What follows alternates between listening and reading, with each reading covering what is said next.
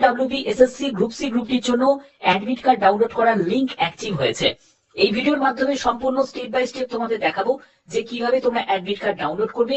প্রত্যেকটি তথ্য তোমাদের জন্য খুবই ইম্পর্টেন্ট। যারা যারা তোমরা ফর্ম ফিল আপ করেছিলে তাদেরকে কিছু ইম্পর্টেন্ট তোমাদের এই নোটিশে বলা হয়েছে।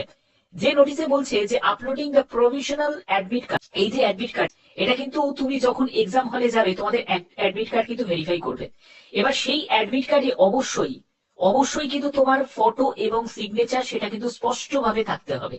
দেখা যায় যে ফটো এবং সিগনেচারের মধ্যে কোনো মিসম্যাচ কন্ডিশন পায় বা কোনো রকম ঠিক মতো যদি ভিজিবল না হয় তাহলে কখনোই তোমাদের অ্যালাউ করবে না সেন্টারে। এটা কিন্তু অবশ্যই তোমাদের খেয়াল রাখতে হবে।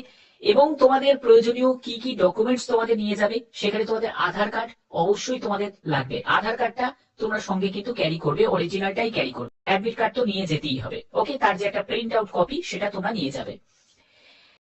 তোমাদের দেখিয়ে দিই যে কিভাবে তোমরা অ্যাডমিট কার্ডটা ডাউনলোড করবে। এর জন্য তোমাদের একদম অফিসিয়াল পেজে ভিজিট করবে। তো পেজে ভিজিট করতে গিয়ে অনেকের অনেক ধরনের অসুবিধা হতে পারে, জন্য বলবো যে একটু সময় নিয়ে করো, হাতে এখনো অনেকটা সময় রয়েছে।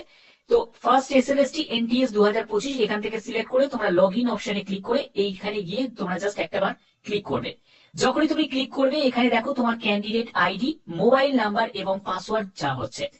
যদি তুমি ক্যান্ডিডেট আইডি ভুলে গিয়ে থাকো তাহলে অবশ্যই কি করতে হবে, এখানে ফরওয়ার্ড ক্যান্ডিডেট আইডি অপশনে ক্লিক করবে এবং তোমাদের ক্যান্ডিডেট আইডিটা তুমি রিজেনারেট করতে পারবে তোমার মোবাইল নাম্বার বা ইমেল আইডি ব্যবহার করে, যেটা দিয়ে তুমি রেজিস্ট্রেশন করেছিলে, ওকে।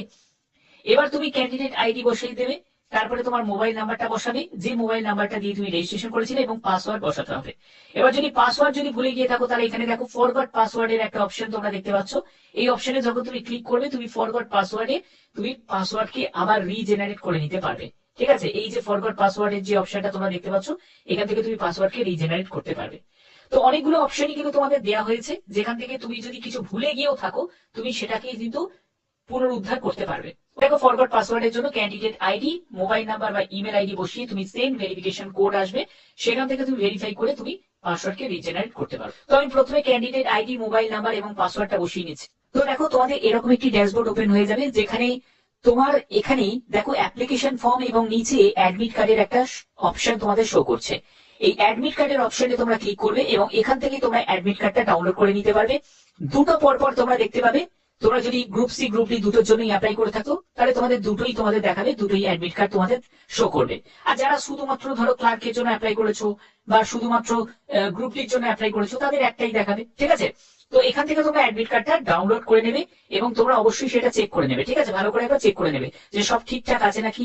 এবং তোমরা কমেন্টে আমাকে জানাবে যে কোন স্কুলেতে তোমাদের পড়েছে